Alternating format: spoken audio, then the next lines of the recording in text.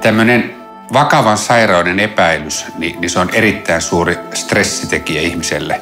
Se tulee kuin salama kirkkaalta taivaalta ja silloin ihminen on aika järkyttynyt eikä oikein pysty käsittelemään sitä tietoa.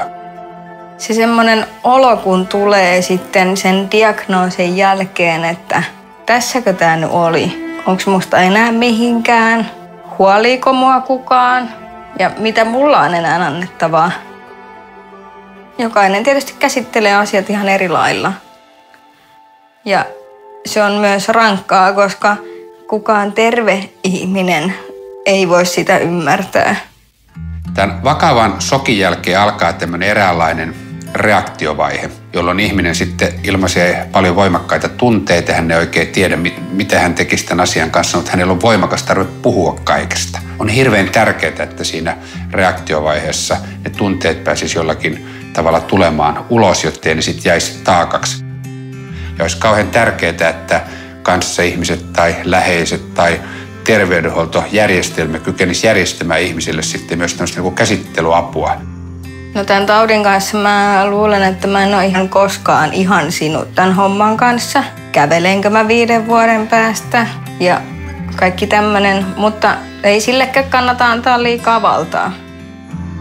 Reaktiovaiheen jälkeen tulee sitten käsittelyvaihe, jolloin ihminen alkaa enenevästi hyväksymään sitä, mitä on tapahtunut ja hän haluaa edelleen puhua siitä ja silloin ne tunteet ei ole enää ihan niin hallitsemattoman voimakkaita.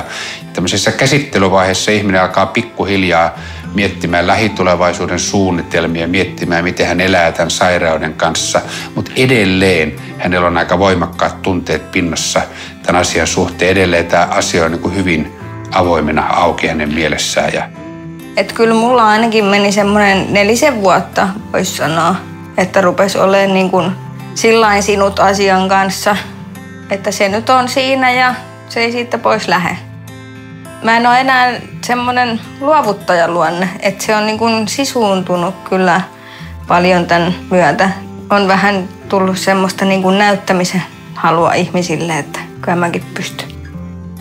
Vaikka identiteetti olisi muuttunut kokonaan sairauden myötä, vaikka olisi joutunut jättämään jotakin pois, on hyvä muistaa, että jotakin tulee kuitenkin tilalle. Toivoa ei saisi hankalissa paikoissa unohtaa. Elämä joskus lyö sut kanveesiin, mutta sieltä on sitten vaan noustava ja nyt lähdetään nyrkkeilemään.